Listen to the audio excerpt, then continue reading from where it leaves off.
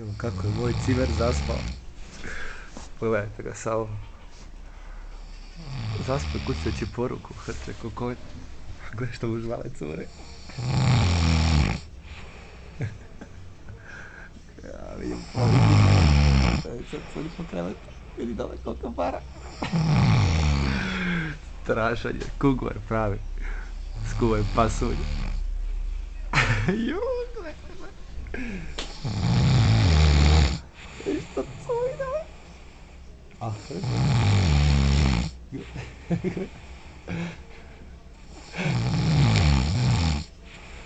kugvar je u pasulja.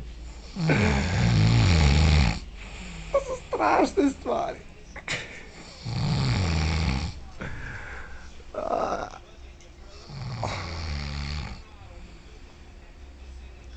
Znači, ne verujem.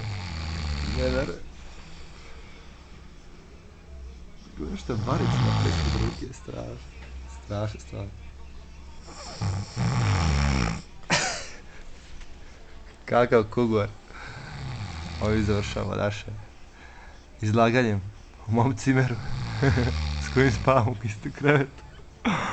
O, pomozite mi, ljudi.